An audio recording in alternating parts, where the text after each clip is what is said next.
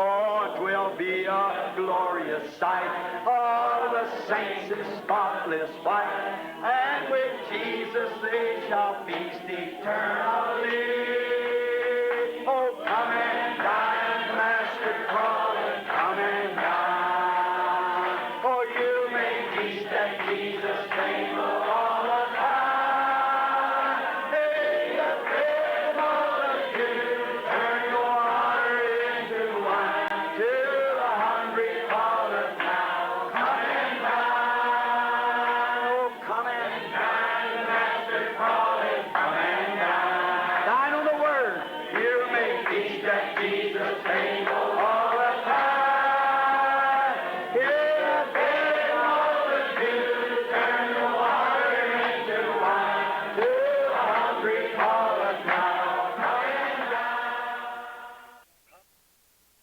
Now, as we separate, as we go from our different homes, let's go with prayer now. Let's sing our good old dismissing song. How many knows it? Take the name of Jesus with you.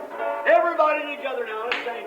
Take the name of Jesus with you. A child of sorrow and woe. It will joy and comfort with you. Take it everywhere you go.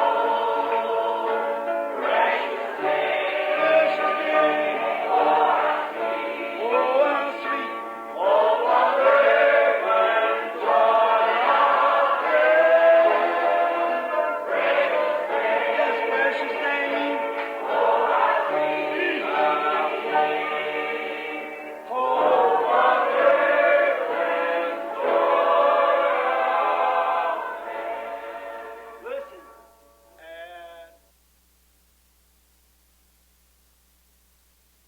When we all get to heaven, what a day of rejoicing that will be. When we all see Jesus, we'll sing and shout the victory.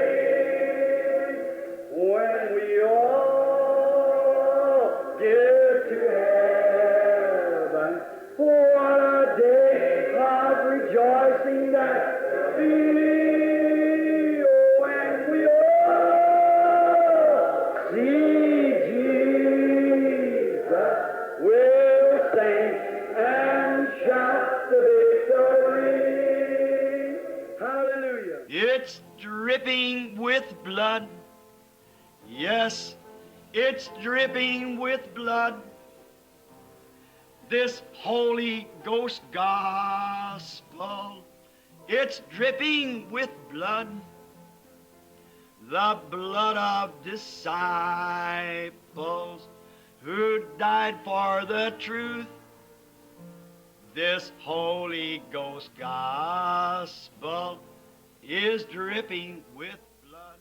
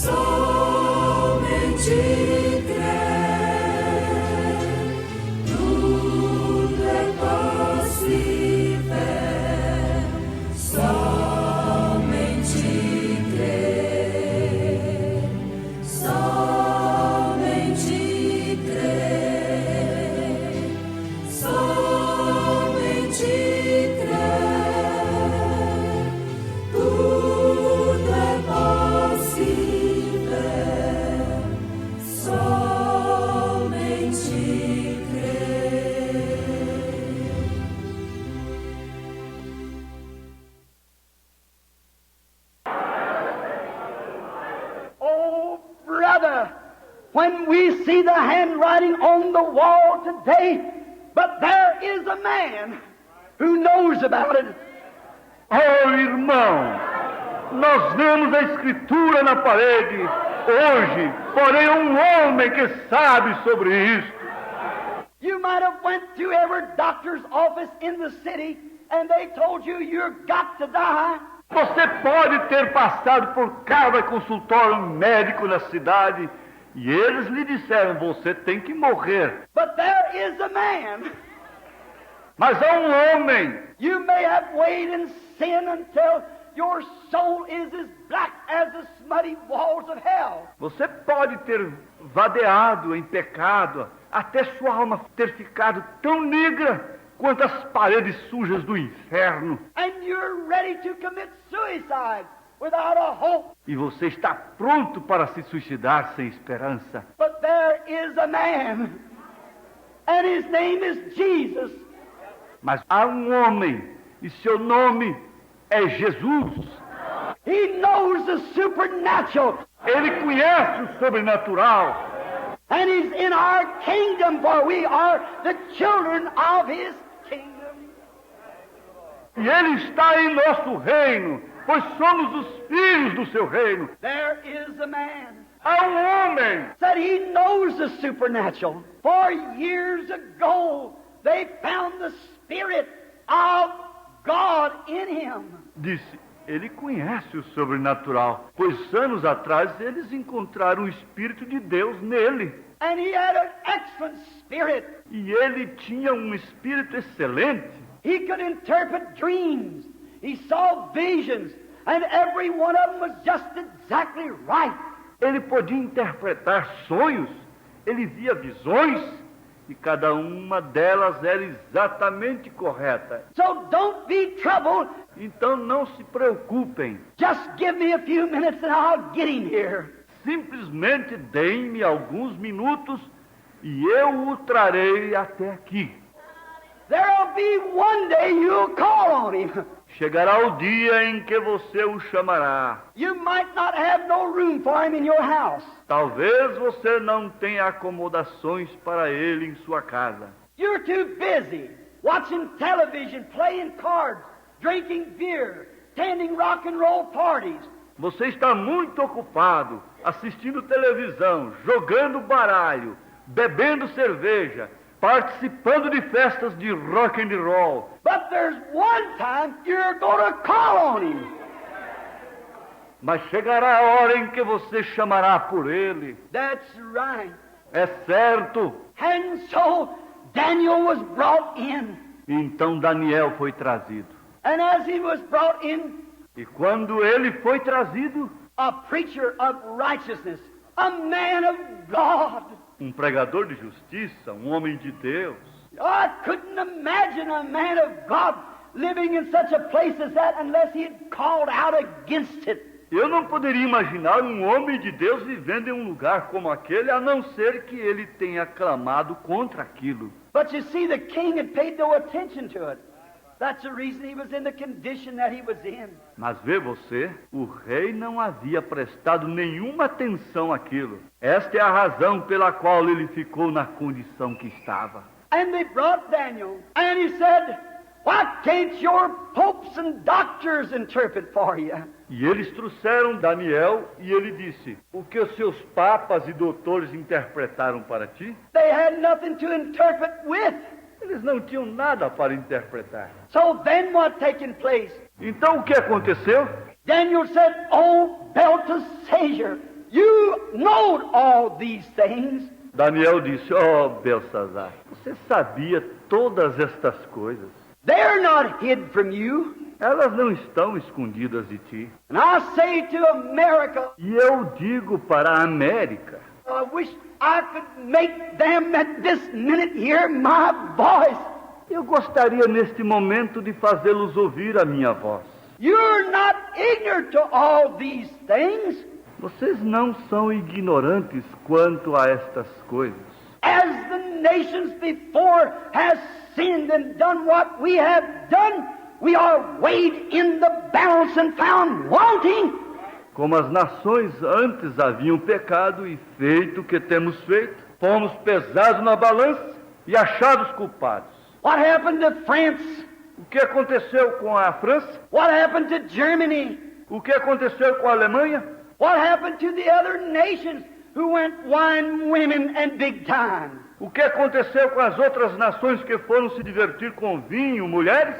It always comes out that way, and we're not immune from judgment.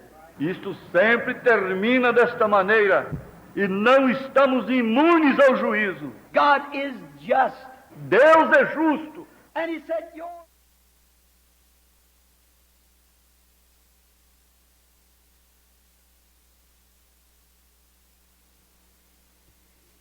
Bom dia, irmãos. Vamos cantar o hino 273. Oh, quão doce a paz que é do meu coração.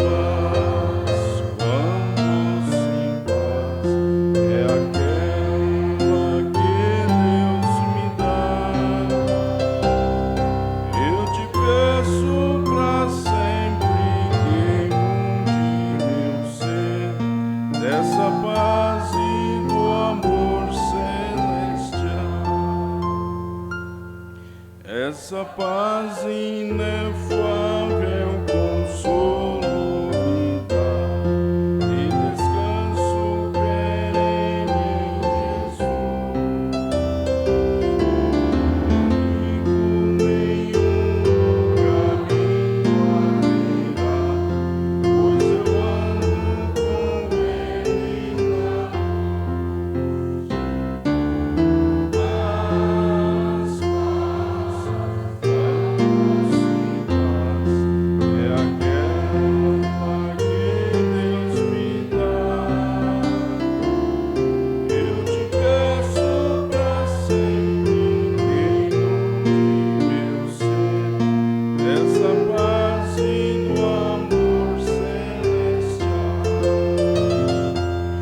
na quão doce é a paz que do meu coração, invadindo vem todo o meu ser, uma calma infinita que só poderão os remidos de Deus compreender.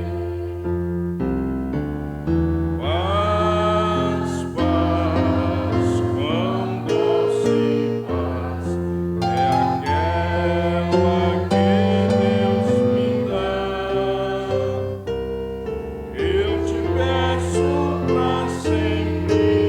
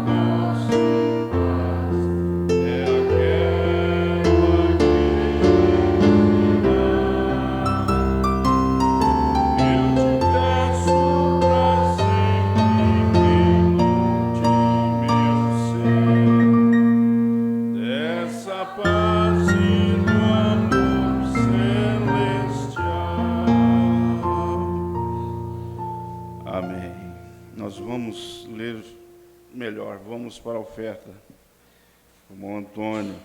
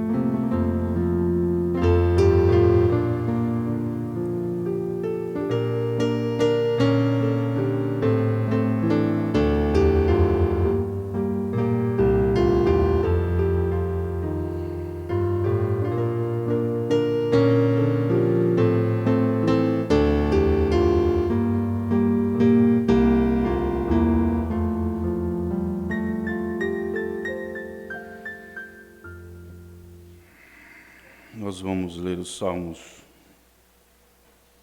capítulo 98, como já anunciado, né?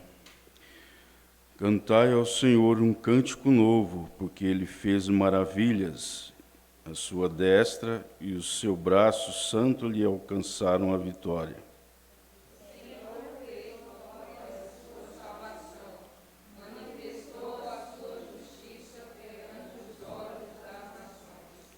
Lembrou-se da sua benignidade e da sua verdade para com a casa de Israel. Todas as extremidades da terra viram a salvação do nosso Deus. Celebrai com júbilo ao Senhor, todos os moradores da terra. Dai graças de alegria, regozijai-vos e cantai louvores.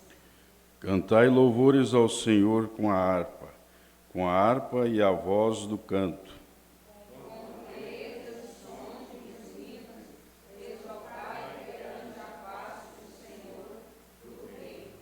Brame o mar e a sua plenitude, o mundo e os que nele habitam.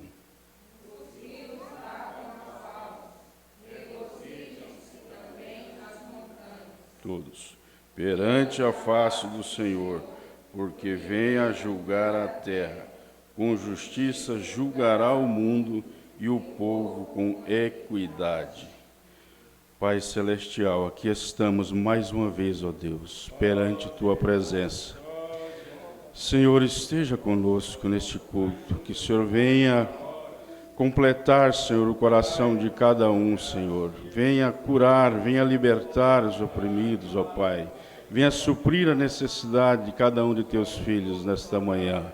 Rogamos a Ti nesta hora, Pai, no nome do Senhor Jesus Cristo. Amém. Pastor Zé.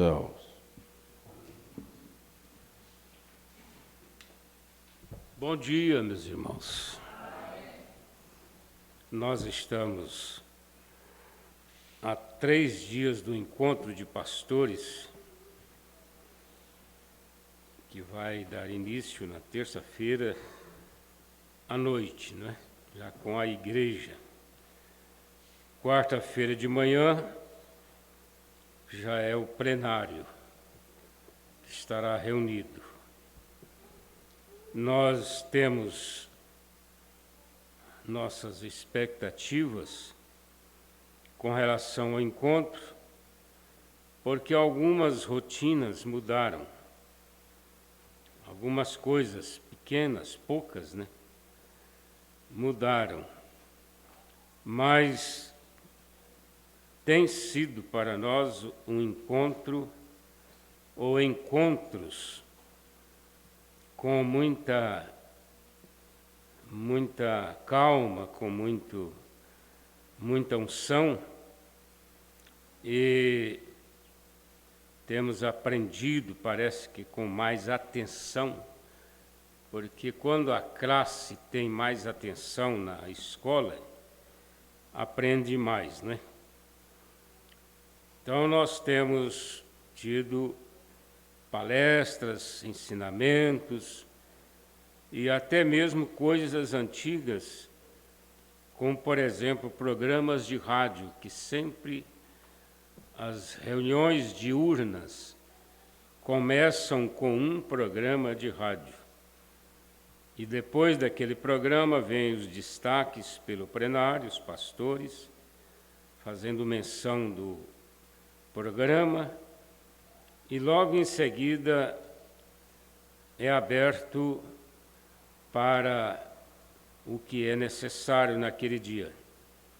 Se é apresentação de pastores, introdução de novos obreiros, depois vem palestras, e assim vai a semana toda. E a semana passa, parece que a gente não viu passar, porque é muito assunto bom para envolver aquela igreja que é mais de 400 pessoas reunidas. É o plenário. Então nós estamos há 3 dias, né, do início deste plenário. Se Deus nos permitir, nós estaremos lá. Eu ainda estou passando por uma fase eu até não gosto de chamar esse nome de depressão. Parece que é uma doença, né? Depressão. Mas eu chamo de cansaço mental, de estafa, eu acho que é estafa para nós, os pastores, e qualquer uma pessoa que gasta muito no trabalho, a mente, ele tende a ter essa estafa. Então a estafa, ela é talvez até um pouquinho pior, porque ela tem crises. São crises que acontecem, e aí nós temos que equilibrar com remédios. Além do remédio que o psiquiatra nos indicou, e nós usamos também o Rivotril, que dá um equilíbrio. 3 vezes por dia, ou 4, depende da necessidade. Mas nós estaremos lá em Goiânia. Eu devo voltar ao Dr. Marcos Santana para mais uma avaliação. E assim Deus vai cuidando de cada um de nós, através da medicina, dos remédios, da oração, da palavra, da fé, nós vamos vencendo. Nós paramos aqui na mensagem As Bodas do Cordeiro, no parágrafo 75. Eu gostaria que toda a igreja tivesse estas mensagens. Agora, nessa semana, nós vamos trazer, né? Ela e outra que já está também entregue. Quem não adquiriu o tablet ficou um pouco atrasado nestas coisas. Alguém dos irmãos aqui conseguiu, irmão Deilson? Os pastores, na maioria, têm o tablet. E eles recebem as mensagens nos tablets. Então, muitas mensagens que nós ainda não temos, eles já têm. O pastor Mauro estava pregando a mensagem, eu vi o título lá no programa dele, os dois anjos segurando a mão da Rússia. Porque nós sabemos que é a Rússia que vai destruir o mundo. Mas os dois anjos, eu não conheço a mensagem, eles, por certo, têm esse trabalho de segurar, porque sempre Deus fez isto, Ele manda avisar da destruição, mas fala assim, espera um pouco. Aqueles anjos que vieram para destruir Jerusalém, está em Ezequiel 9, né? De repente um anjo levantou e deteve a destruição.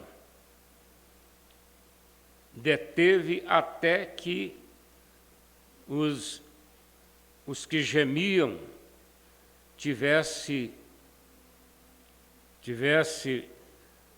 recebesse a marca de Deus.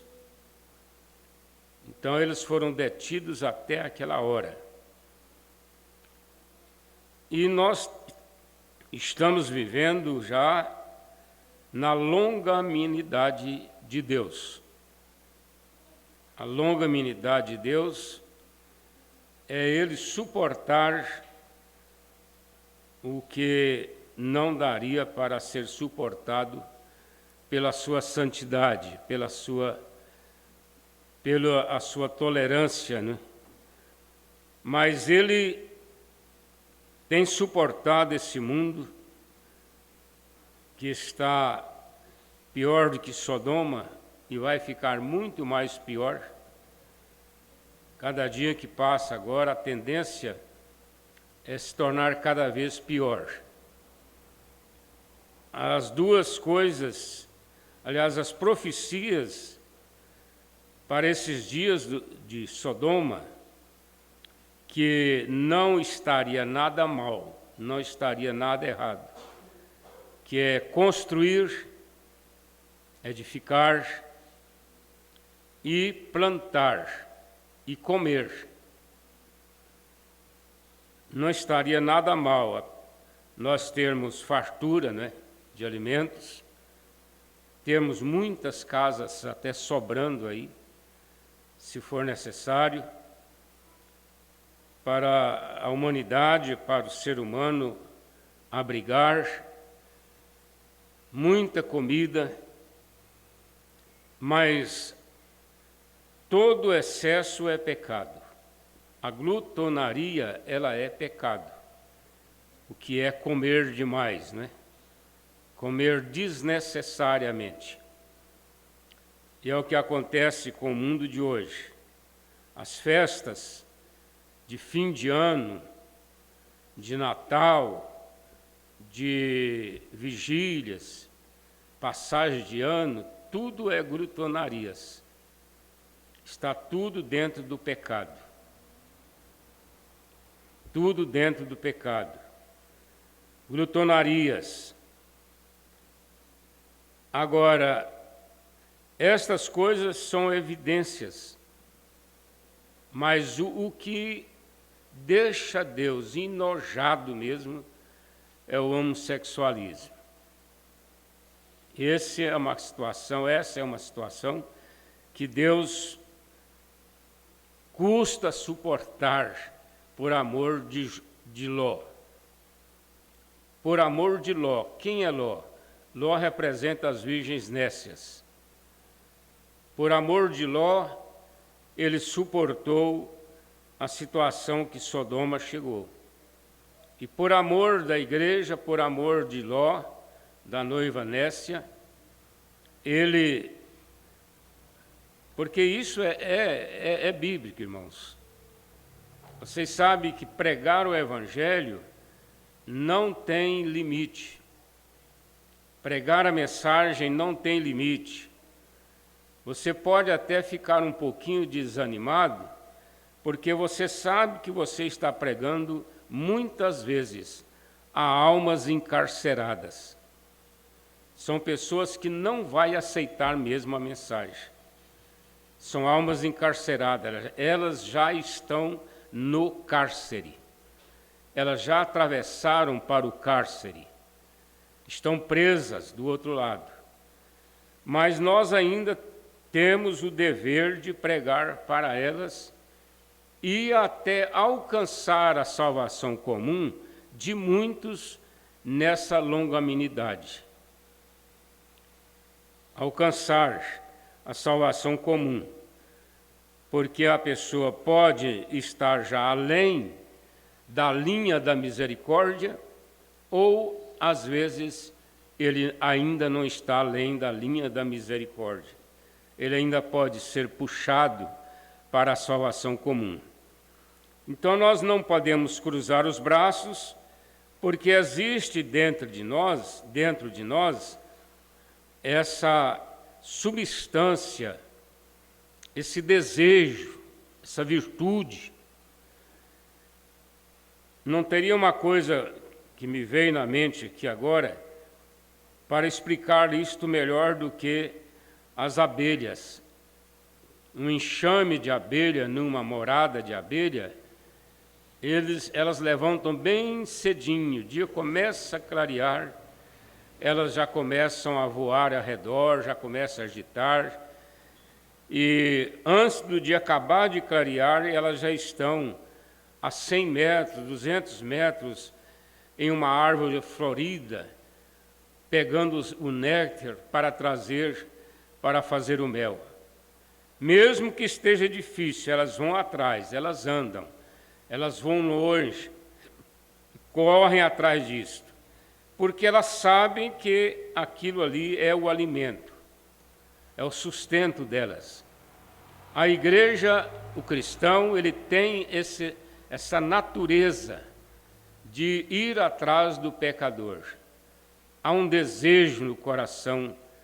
Estávamos lendo domingo passado aqui, no parágrafo 74, sobre Wallace Cobre, aquele homem que estava morrendo, ele já estava morrendo, dentro de um hospital com uma hemorragia nas amígdalas. Os médicos haviam cortado, mas o sangue não parava. Todos os médicos ali, reunidos, aplicando remédio, nada resolvia. Os grandes homens, porque ele era um homem muito famoso, ele era um doutor famoso, um ministro, e aqueles pastores famosos ali, orando por ele, e aí eles mandaram chamar o irmão Brana. Falaram que o irmão Brana que era para ele vir urgente, que o irmão Cobre estava morrendo. O irmão Brana, de primeira mão, não quis vir. Aí eles foram lá e falaram, não, é agora, eles querem você lá, é agora. Aí ele foi, chegou lá, ele escondeu atrás de uma mureta assim, porque os homens que estavam lá dentro eram muito importantes. E ele ficou com vergonha de entrar lá dentro, porque ele era simples. Mas eles saíram atrás dele, procurando e gritando por ele, e dizendo, venha urgente, venha urgente. Ele está morrendo. E quando o irmão Brana entrou lá, ele estava evangelizando uma católica, dizendo para ela aceitar Jesus Cristo como Salvador. Olha como aquele homem tinha sede de pregar. Acabando de morrer, mas ele tinha sede de pregar, de trazer uma alma para Deus. Foi quando o irmão Brana entrou, orou por ele, e o sangue parou exatamente no fim da oração. E ele continuou vivendo. Mas ele tinha sede pelas almas. Isso é o que acontece com a igreja, com os eleitos. Nós nunca vamos cruzar os braços. A partir do parágrafo 76, eu disse, acho que está certo. Eu era. Como surgiu esse assunto, você sabe como as senhoras podem fazer compras. A minha esposa estava lá e ela é a rainha de tudo isso. Quer dizer, ela é a que mais faz, né? Fazendo compras. Ela apenas permanece o tempo todo. Meus pobres pés quase me matam na rua, andando com ela. E ele estava me dizendo, disse, bem, você simplesmente não pode ficar sem ela. E é assim que se observa. Ele alegou isso aqui até num tom de brincadeira, né? Familiar. Porque a escola dominical é isso, irmãos. Às vezes ela é bem familiar. Então ele disse que ia com a esposa comprar. E eu, às vezes, até contrariei um pouquinho a Raquel, porque ela quer ir comprar. E eu não dou conta. Elas entram em 50 lojas para comprar meio metro de pano. Eu não sei porquê. Né, irmã Silvânia? É desse jeito. Elas gostam muito de olhar, né? Parece que o prazer delas não é só a compra, é ver também as mercadorias. Então, o irmão Brana sofria com a irmã Medo, o pé dele enrolava assim. Ele ficava muito cansado, né? Agora, quando o irmão Brana fala isso, eu já lembro logo quem era o irmão Brana. Um caçador que subiu uma montanha correndo. Uma certa vez ele comeu 1 quilo de carne moída e subiu correndo uma montanha, foi até lá em cima. Eu não sei quantos metros, mas uma montanha ela dá aí 1 quilômetro ou mais, né? Ele subiu correndo. Então ele tinha muita resistência para andar e ele estava sofrendo. Agora veja um idoso pateta igual eu, o que eu iria arrumar, hein? Seria muito sofrimento. Com o passar dos dias, pensei que tinha que fazer todo o trabalho sozinho. E eu descobri, notei outro irmão que tinha uma igreja, um pastor. Ele também tinha dificuldades, tanto quanto eu. Afinal, isso também se estende a ele. Você sabe. Eu já li esse parágrafo aqui para a igreja. Então, foi onde pregamos a mensagem, o acordo, né? Se 2 não podem andar juntos se não estiverem em pleno acordo. Então, esse pastor tinha um acordo em relação ao irmão Brana, o ministério de irmão Brana, porque todos os 2 estavam começando. Igreja, quando está começando, é assim. Agora, depois que chegamos tão longe, é meio difícil não precisar um do outro. Parece que ele ia dizer assim, vai chegar um ponto que não vamos precisar mais das pessoas, né? Mas é o contrário, aí é que precisa mais. Isto é tudo. Nós apenas temos que ter um ao outro, isso. E eu acredito que é nesse grande movimento pentecostal, estou feliz em ver essas barreiras de indiferença se quebrando. A grande igreja de Deus começando a se fundir em comunhão. Esse parágrafo aqui ele tem muito a ver com o assunto de acordo. É o Pentecostes, né? É o cenáculo. Significa que o casamento está se aproximando agora. E as pedras, por mais distintas que sejam, elas têm um lugar, em algum lugar naquele edifício. Se não as pedras, se são as pedras do Senhor. Então nós não temos nenhum irmão na igreja que não tenha valor. Por mais simples que ele seja, irmã, por mais simples que seja, você é uma pedra que tem que ser colocada nessa construção. Essa é a verdade. Agora, o casamento, em certo sentido, é um tipo. O casamento terreno aqui é um tipo do casamento celestial. Agora, vejamos isso apenas por alguns momentos, para descrevê-lo por um momento. Nós assistimos 2 casamentos essa semana, aliás, um na sexta-feira passada e o outro ontem. Antes de ontem, né? Sexta-feira passada também. Atrasada e passada. A atrasada foi o irmão Adão. E a passada, 2 jovens criados ali na igreja de Goiânia, vindo de 2 famílias muito conhecidas nossas, desde o tempo de jovem lá na igreja ainda. Então, aquele casamento me deu assim uma sensação de uma confirmação do ministério do pastor Jonas Pimentel para a igreja de Goiânia. Porque ambos os casamentos houve assim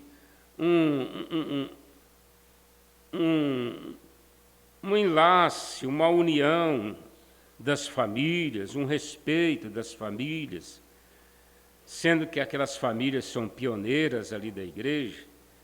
Eu falei para a Raquel, se fosse para Jonas Pimentel começar essa obra no Brasil, ele não daria conta. Eu não daria conta.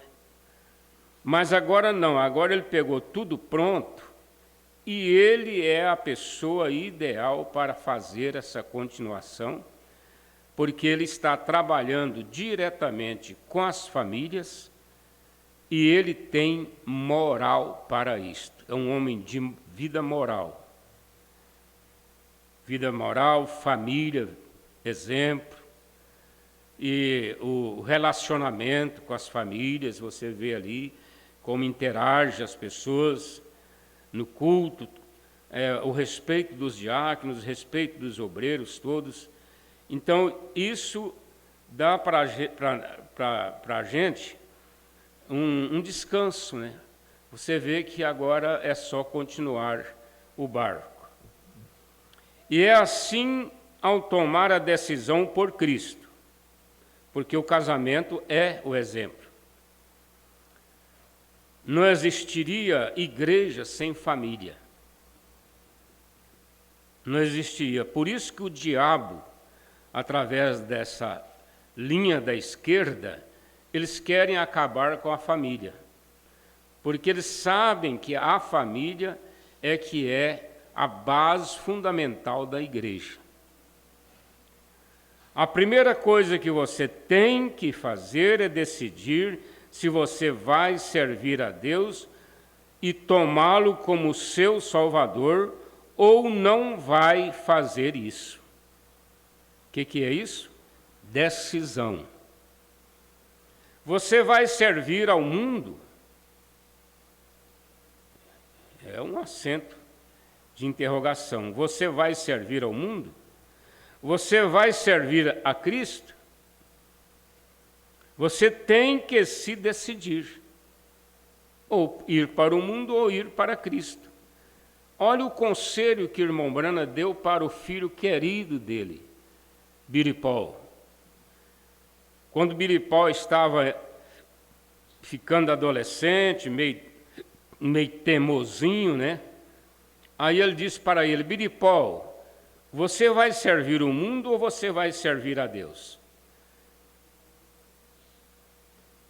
Mandou ele levantar os braços e formar uma cruz. E lá atrás dele tinha uma sombra da lâmpada que estava acesa aqui na sua frente, mostrando exatamente a imagem de uma cruz. Aí ele diz assim, olha do seu lado aí. Aí está o seu lado direito, olha de cá, ali está o seu lado esquerdo. Lado esquerdo é o mundo, lado direito é Deus. Você tem que escolher, Billy, se você quer o mundo ou se você quer Deus. Você não pode ser uma pessoa indecisa. Se você vai servir ao mundo, seja um mundano mesmo completo. Vai para o mundão mesmo, não fica querendo parecer crente, não. Principalmente agora em ocasião de encontro, aparecem muitas pessoas que tinham um ano que não ia na igreja.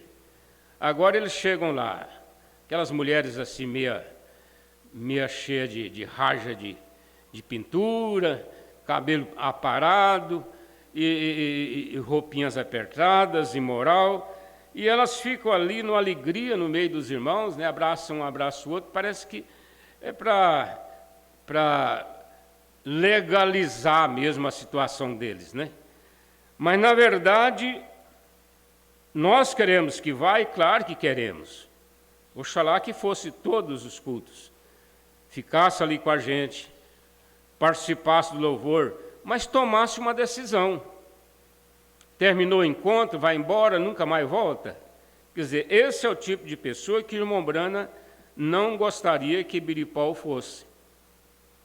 Mas que fosse uma pessoa decidida mesmo. Se vai ser um cristão, que seja um cristão verdadeiro. É honesto com Deus, com a palavra. E então, depois que a decisão é tomada, então vem o noivado. Olha aí, isso aqui está relacionado ao casamento. Isso, você encontra isso no altar. Você tem que fazer um companheirismo antes que essa união possa acontecer. Esse companheirismo é o namoro, não é? É ir na casa dos pais, é se encontrarem, conversarem. Isso tem que acontecer. E é assim com a Igreja de Cristo. Tem que ser um compromisso com Cristo. Cada vez que a moça conversa com o moço, eles tomam uma decisão a mais, né? Uma decisão a mais. Porque aí um vai conhecendo o gosto do outro, a fé do outro, e às vezes a moça tem uma opinião que não agrada o rapaz pede para ela mudar aquilo, e ela, por amor ao casamento, muda, e ela pode pedir para ele também, e ele também, por amor ao casamento, ele muda. E é assim com a Igreja de Cristo. Tem que ser um compromisso com Cristo. Uma promessa, um compromisso, um caso de amor. O amor não é libertinagem. Porque o amor entre as pessoas aí, eles falam assim, eu tenho minha namorada. Tenho minha namorada.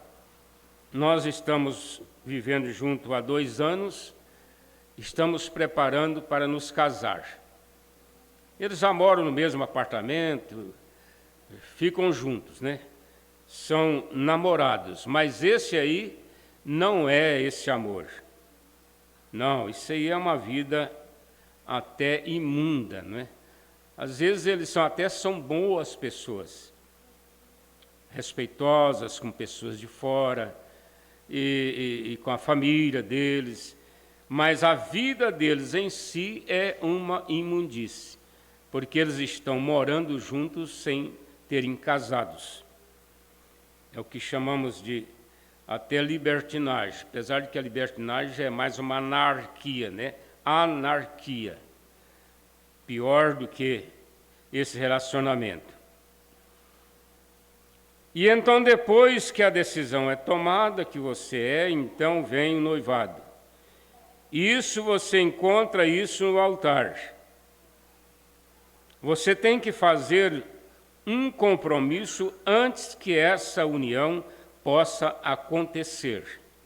Esse altar aqui, irmão, não precisa ser na igreja.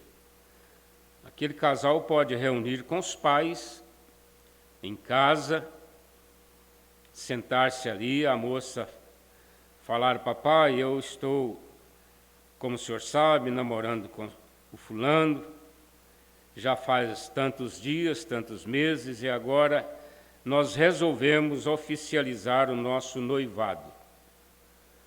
E ele também vai falar com os pais, né? Nós temos o exemplo muito claro do irmão Brana, no seu primeiro casamento. Então, ali eles oficializam. Se o pai da moça, a mãe da moça ou do rapaz quer convidar o pastor, quer convidar os diáconos, isso fica da parte deles, para eles ficarem mais seguros, não é? Você tem que fazer um compromisso antes que essa união possa acontecer. E é assim com a Igreja de Cristo. Tem que ser um compromisso com Cristo, uma promessa, um compromisso, um caso de amor. Caso de amor não é ser amaziados, não. Caso de amor é um compromisso que envolve o amor, que é o namoro, né? E então, a próxima coisa são promessas feitas. Tem que haver promessas feitas um ao outro. Assim você faz a promessa: querida, se você se casar comigo, prometo que serei leal e verdadeiro. Não olharei para nenhuma outra mulher, ou não olharei para nenhum outro homem. E falei tudo isso como um dever. Como esposa, teremos filhos, farei tudo como um dever, como um dever, como esposa. Teremos filhos, farei tudo como um dever, como mãe. Eu serei uma governanta.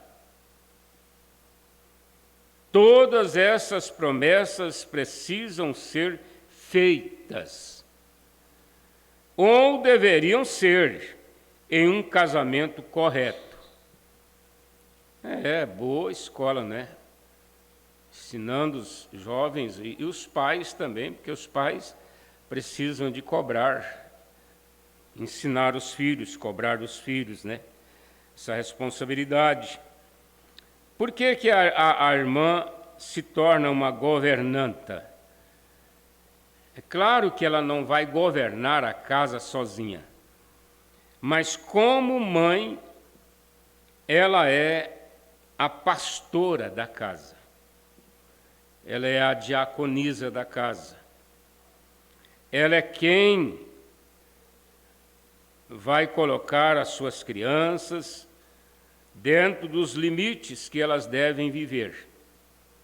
Ensinar, corrigir, fazer tudo que uma mãe faz, que é...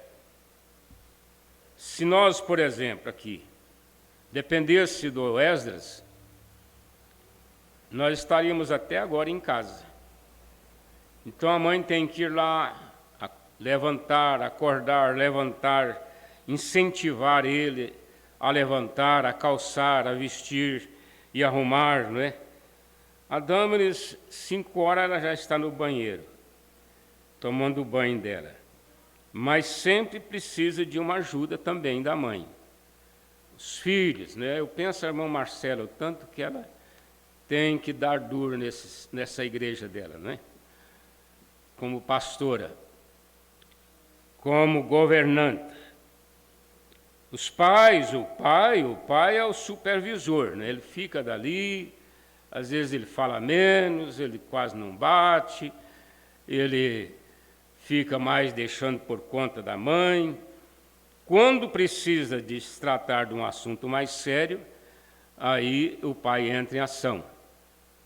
É como o irmão Brana fazia com o irmão Neve. Ele dizia assim: olha, irmão Neve trata das coisas da igreja. Quando houver um caso mais complicado, aí é comigo. Aí era com o irmão Brana. Então, todas essas promessas precisam ser feitas, ou deveriam ser em um casamento correto. O que não pode haver no casamento correto, irmãos, é o atropelamento, porque as duas naturezas às vezes não são iguais. Então o marido precisa entender a esposa, a natureza da esposa, para ele não atropelar ela, porque ela, afinal de contas, passa por situações pesadas, né? Muito difíceis. Nós estávamos ouvindo a pregação da semana passada sobre quando a irmã Meda contraiu aquele cisto, que era um câncer no ovário. Ele estava virando câncer. Por que ela contraiu? Por causa das crianças. Porque ela ficava tão nervosa com as crianças, porque as crianças estavam irritadas. Vocês sabem quantas pessoas ficavam ao redor da casa do irmão Brana? Até 300 pessoas. Até 300. Deitadas lá na porta, umas dormiam lá, passavam a semana ali esperando a oração do irmão Brana. E chamavam e falavam, chegava chorando, chegava gritando. E aquilo irritava a irmã Meda. Não era fácil, né, irmãos? Às vezes uma pessoa que chega e bate no seu portão já te incomoda. Imagina 300 pessoas, até 300. Que não era todas as vezes 300, mas até 300. Chamando por ele, falando com ele, chamando com ele. E ela sozinha e ele no mundo pregando o Evangelho. E ele nas congregações pregando. E ela sozinha para atender as crianças e esses visitantes. Então ela chegou a um nervo tão grande que quando ele chegou lá, ela estava chorando e gritou com ele: cuida destas crianças, eu não suporto elas mais. Saiu correndo, entrou para o quarto e bateu a porta e fechou. Irmão Brana entrou naquele desespero, porque era só choro de menino e os gritos lá fora. E ela contraiu aquele tumor, porque ela bateu a porta. Ela bateu a porta no irmão Brana. Mas vocês sabem do resultado. Ele foi orar, quando os médicos colocaram as mãos sobre aquele tumor para tirar ele havia desaparecido naquela hora. Ele desapareceu, porque o irmão Brana foi para a montanha orar em favor dela. E aquilo desapareceu. Mas isso cansa, não é? Uma mãe. Isso cansa uma mãe. E mãe não descansa nunca. Ela só descansa quando ela vai para o caixão. Porque filho, quanto mais velho, mais preocupação dá. Nós sabemos disso. Aí está você. Eu vou te amar. Então está prometendo, fazendo aquele voto, não é? Serei fiel a ti e eu te servirei dia e noite. É uma pena que nós esqueçamos disso. Com o tempo, esquece, né? Eu te servirei dia e noite. Vou jejuar, vou orar, eu serei leal a ti, trarei meus dízimos para a casa do Senhor. Aqui já está falando da igreja, não é? A igreja que faz a promessa. Trarei meus dízimos para a casa do Senhor e eu orarei muitas vezes ao dia. Ao dia. Oxalá que você fosse como Daniel, que orava sistematicamente no mesmo horário 3 vezes ao dia, de joelho, com a janela aberta em direção ao templo. Ele orava. Mas você faz seus votos. Orarei muitas vezes ao dia. Eu farei qualquer coisa e vou prometer todo o meu amor a ti. Isso é o que você deve fazer. Isso é exatamente certo. Onde você promete, isso é e deve vir do seu coração. Você promete para Deus de ser esse crente, que é o mínimo, né, irmãos? É o mínimo que nós podemos fazer. Se Deus tivesse que exigir tudo de nós, fosse só isso, seria o mínimo. Orar várias vezes no dia, trazer os dízimos à casa do tesouro e servir a igreja. Existem muitas outras coisinhas que você pode fazer, às vezes até uma visita a um irmão, na hora certa. Você vai ali, conversa com ele, pouco tempo, observa o ambiente, veja se você não está sendo incômodo, conversa com aquele irmão, despede, vai embora para sua casa. Você não sabe o tanto que você ajudou aquela pessoa. Eu tenho tido dificuldade de sair agora. Aliás, eu nunca fui, né? Mas agora, com esse problema da cirurgia, eu tenho que ficar mais em casa.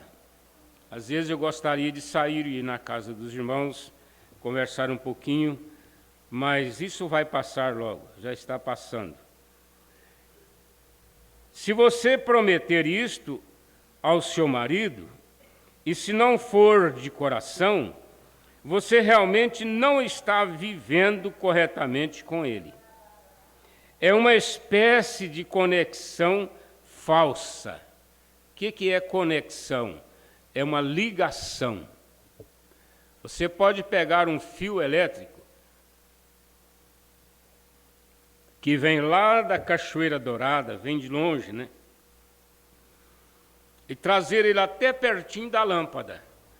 Mas na hora de você ajustar ali no parafuso da lâmpada, do soquete, se você deixar frouxo, deixar fora, ela não vai acender. Isso que é conexão, né?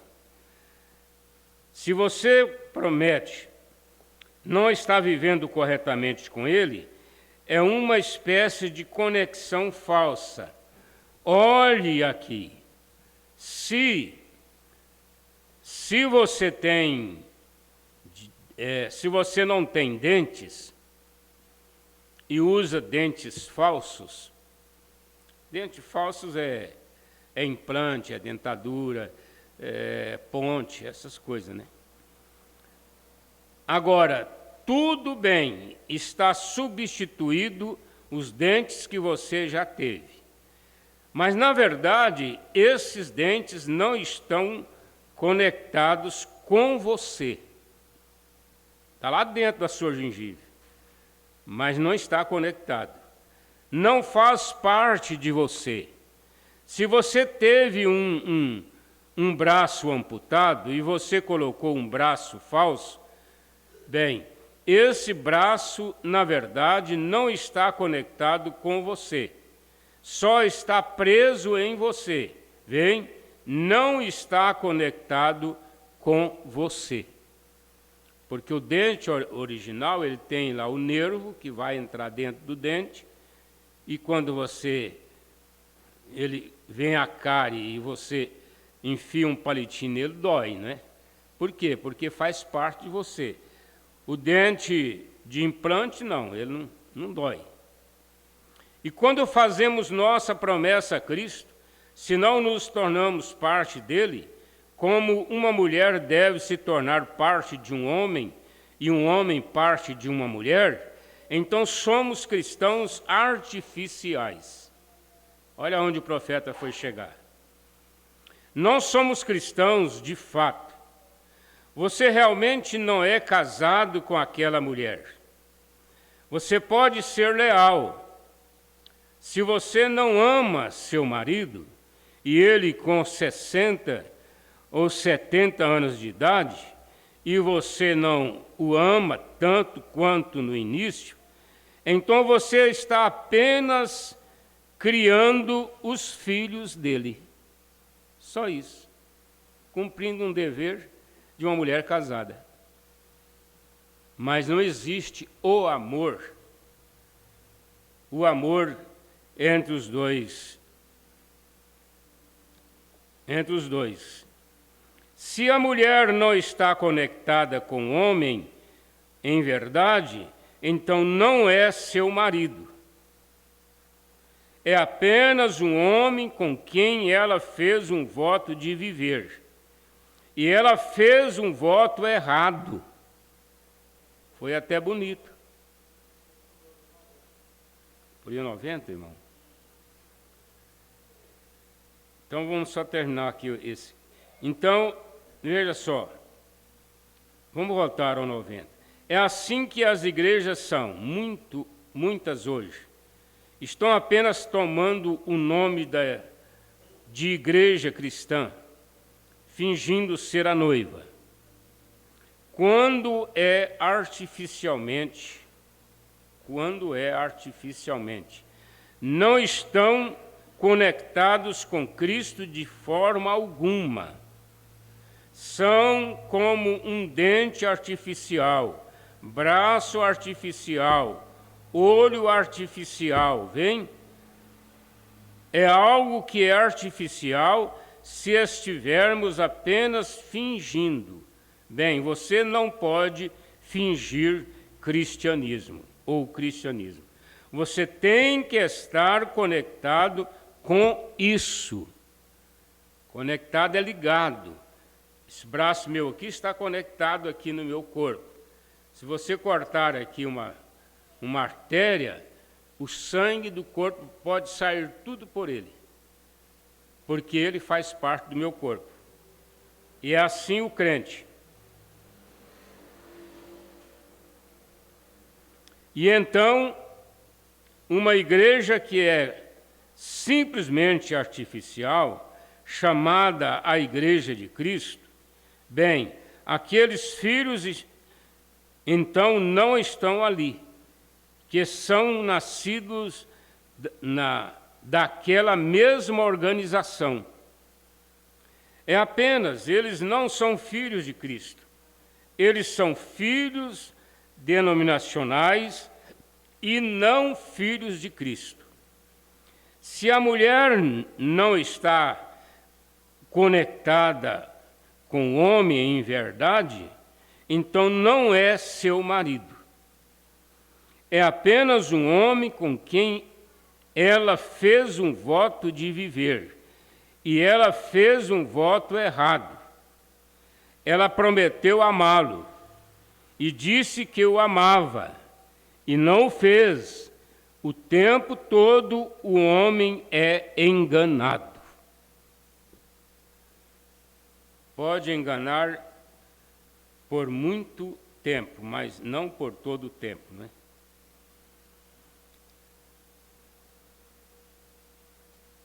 Mas há uma coisa certa, amigos, não vamos enganar a Cristo. Ele conhece os seus. Mas veja você, primeiro, decisões tomadas. A seguir, o noivado, e então, promessa.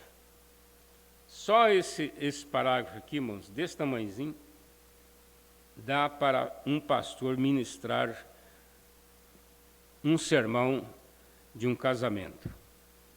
Mas veja você, primeiro, decisões tomadas.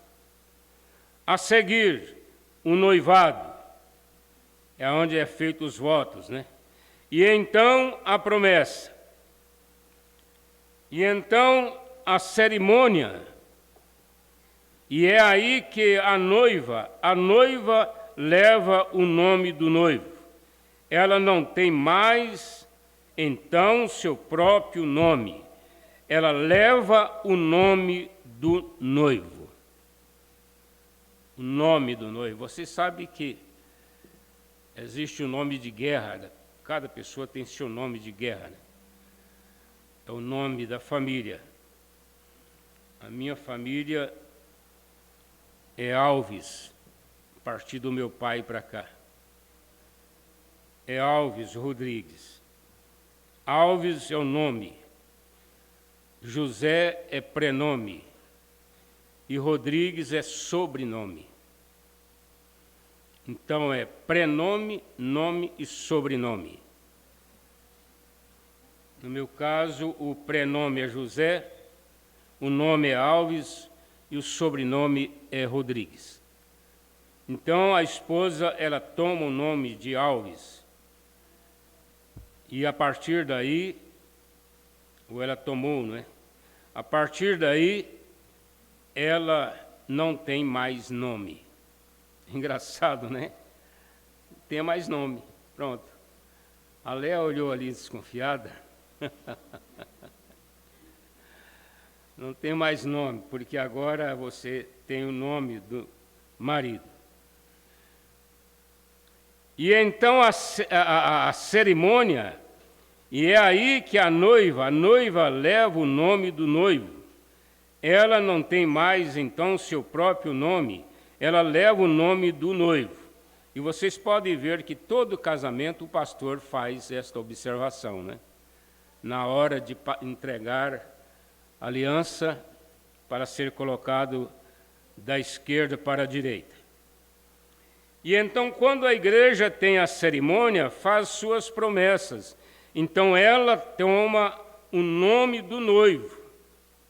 É por isso que você precisa e tem que ser batizado em nome do Senhor Jesus Cristo. Olha só, Senhor Jesus Cristo. Então, quando você é batizado, você toma o nome do noivo. E o nome do noivo é Jesus. Ele é Senhor porque Ele é Deus. Ele é Cristo porque Ele é ungido. Mas nome, se tratando de nome, é Jesus. A pessoa que batiza nos títulos de Pai, Filho e Espírito Santo, ele está provando que ele não é noiva de Cristo. Ele não será esposa de Cristo, porque ele não recebeu o nome. Ele recebeu títulos. Pai é títulos, Filho é títulos, Espírito Santo é títulos. Então o nome é Jesus. Então ela não é mais uma igreja do mundo. Ela é a igreja do Senhor Jesus Cristo. Amém. Não quero dizer isso. Pelo nome, quero dizer de nascimento, de natureza, do poder de Deus, pela verdade de Deus revelada no coração. Ela se torna uma igreja cristã, a grande igreja cristã apostólica universal. A única igreja universal que existe é a da mensagem. A igreja da mensagem ela é católica, que quer dizer universal, ela é apostólica porque ela crê na doutrina dos apóstolos, e é universal porque a mesma mensagem que é pregada aqui no Brasil, é nos Estados Unidos, onde começou, é na França, no Japão, em todos os países do mundo. A mensagem ela é uma só, toda. Ela se torna uma parte de Cristo, e quando ela faz isso, Cristo injeta nela seu próprio espírito, sua própria vida. E a Bíblia disse para Adão e Eva ali: vocês não são mais dois, mas um. E quando a mulher, a igreja, é casada com Cristo, eles não são mais dois, eles são um. Cristo em você. Amém. É isso. Sua vida foi injetada em você, então você se torna a igreja. É aí que você se torna a igreja. Olha, irmãos, suponhamos que sua família tivesse 15 pessoas e você viesse lá da periferia da cidade ou da cidade vizinha e dissesse assim: olha, nós somos a igreja, porque nós somos 15 pessoas que viemos para congregar junto. E nem sempre é. Primeiro, esse grupo de irmãos precisa ser ministrado. Ministrado o batismo, como deve ser batizado, e após o batismo, a pessoa vai buscar o novo nascimento, que é largar a velha natureza e nascer de novo. Quando ele nascer de novo, eu vou dar um exemplo aqui. Você vai fazer uma horta, cerca ao redor de tela, bem cercadinha, aí você faz os canteiros, fofa o canteiro, dá umas molhadinhas neles e fica tão arrumadinho, não é? Quando aquele canteiro está prontinho para semear a semente, é a hora que você nasceu de novo e Deus vai colocar o Espírito Santo em você. É a mesma coisa.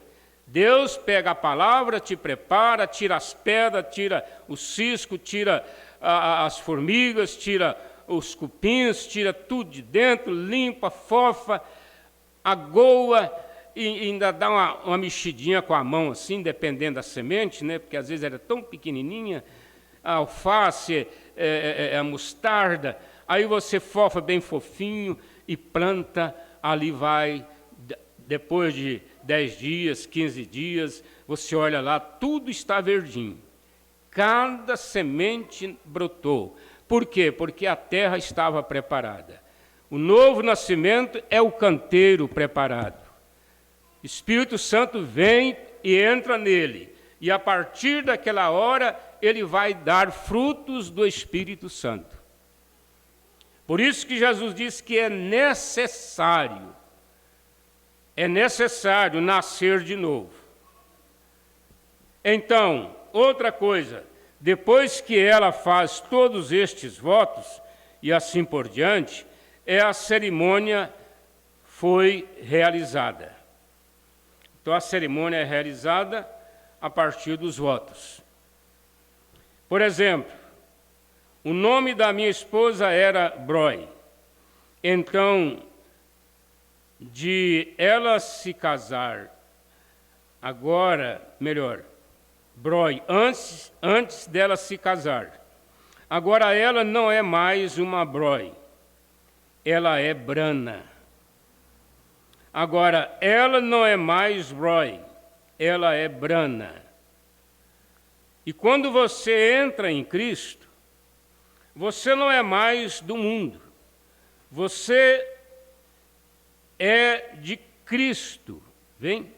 Você não se importa, então, com as coisas do mundo. Oh, mas eu estava com tanta vontade de assistir a Copa do Mundo e não tive tempo. Ai, se não fosse aquele emprego, se não fosse o meu pai não proibir lá em casa, não é? Vontade. A pessoa está com vontade. Vontade de assistir os desenhos animados, né? Não assiste o dia inteiro porque a mamãe não deixa. Vontade.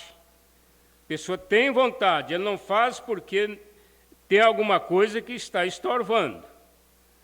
É a mesma coisa de você, me desculpa a comparação, pega um cachorro vira-lata novo, daquele que está, amarra ele lá no quintal e deixa as galinhas passarem lá, as ovelhas passarem lá, os porcos passarem lá, ele fica daqui ó, pulando e ganindo.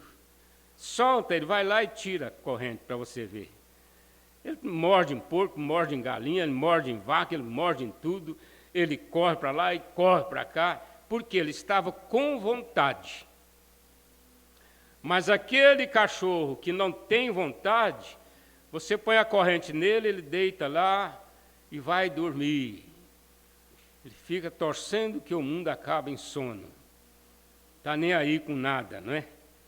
É claro que é uma comparação muito rústica, mas quando Deus muda o coração do ser humano, ele perde todo o interesse pelas coisas do mundo. Não, pastor, eu só vou ali naquele bar ali, naquela senzala, Senzala é coisa de escravo, mas por aqui eles chamam também esses lugares de danceteria, eles chamam de senzala, né? Senzala, boates. E a pessoa, não, agora de tarde está tão ruim, não sabe, tudo quieto. Vamos lá para aquela boate? É só nós não beber pinga, é só nós não dançar, mas só para divertir, não é? Ah, meu Deus, ainda está com um interesse nas coisas do mundo. Quando é que você vai perder o interesse por isso? Eu perdi aqui o parágrafo, irmão Aldeus. Quanto? 101. Mas você não pode ser um cristão, tornar-se até que Cristo se injete pelo batismo do Espírito Santo em você. Ah, aí sim, aquelas 15 pessoas que vieram de lá, elas podem receber esse Espírito Santo todas de uma vez. Vêm para a igreja, são batizados, vêm para o altar, fazemos oração e elas podem receber todas de uma vez. Mas pode acontecer de uma receber hoje, outra no próximo culto, ou 3 mais no outro culto, e elas vão assim, entrando, porque elas vão pertencer à igreja, não é porque veio 15 pessoas. Elas vão pertencer à igreja porque foi injetado individualmente em cada um o Espírito Santo. Essa é a diferença, irmãos. Então você está conectado com Ele. Você não é mais 2, você é um. Cristo prometeu estar em nós, como o Pai estava em Cristo. Eu e meu Pai somos um. Você e eu somos um. Vem? Cristo em nós. Tudo que Deus era, Ele derramou em Cristo. Não ficou nada, não. A Bíblia diz que toda a plenitude da divindade foi derramada em Cristo. E tudo que Cristo era, Ele derramou na igreja, para continuar a obra do Evangelho. Isso foi lá no cenáculo, em Jerusalém, no dia do Pentecoste. E então nós tornamos, não por nome artificial, mas por uma realidade do Espírito Santo de Deus nos conectando a Cristo. Então, pelo poder da sua ressurreição, somos ressuscitados das coisas mortas do mundo e assentados com Ele nos lugares celestiais. Amém. Eu gosto disso. Esta noite estamos assentados em lugares celestiais em Cristo Jesus. Veja, ressuscitados com Ele, mortos para as coisas do mundo e ligados a Cristo. E quando aceitamos Cristo, então o mundo está morto. Então, não nos importamos mais com o mundo. O mundo está morto para nós.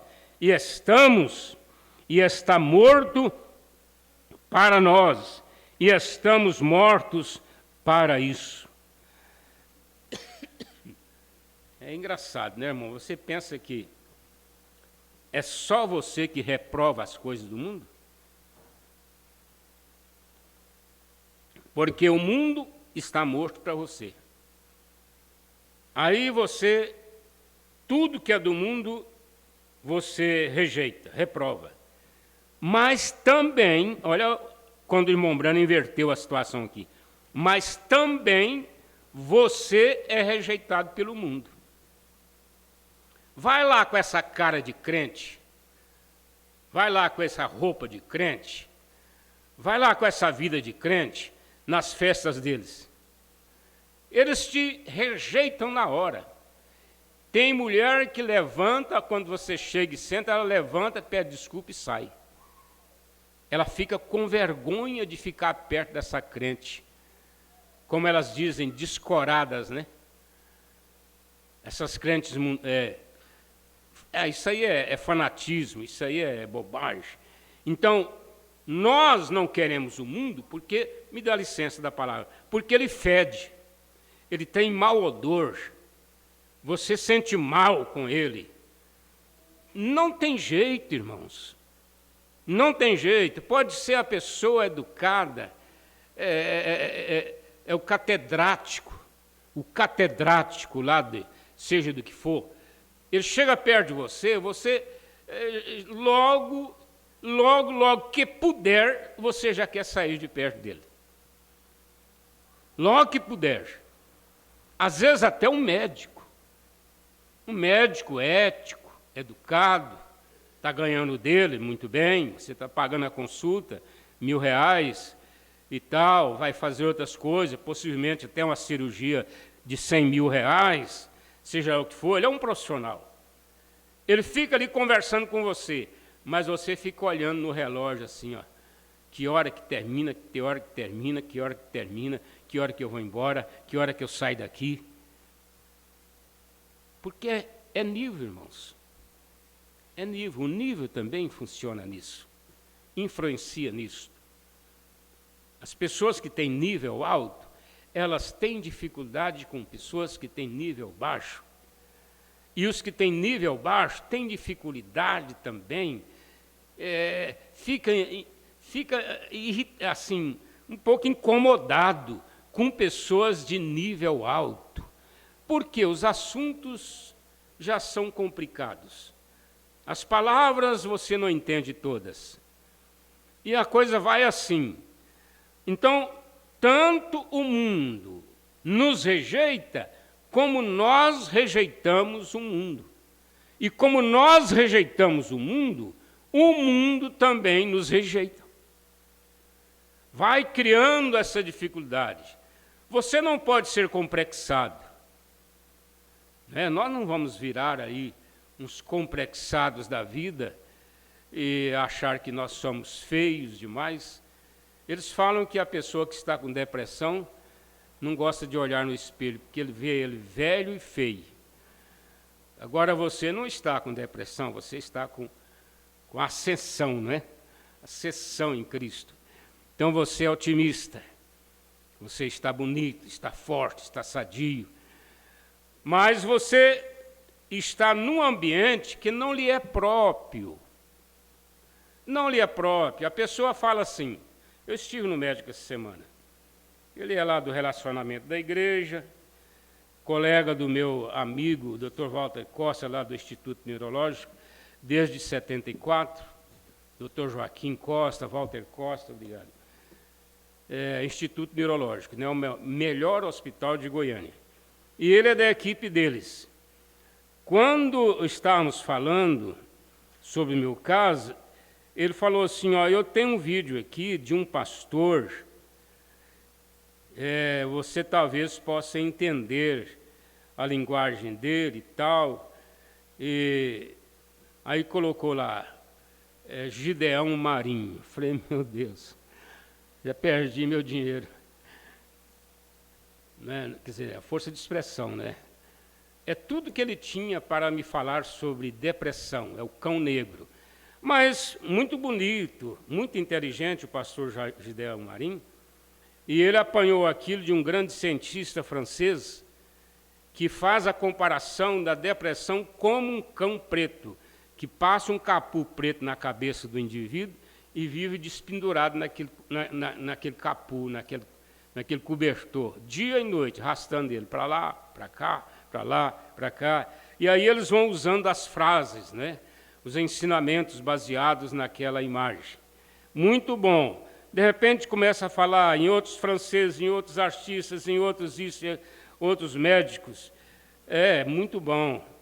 Foi um prazer conhecer a pessoa dele por ser um amigo da igreja ali, de todo mundo, Joaquim, do Moadão, o pastor Joaquim Gonçalves. Mas a gente não está dentro do lugar da gente. Essa é a verdade, né? É só uma passada por ali.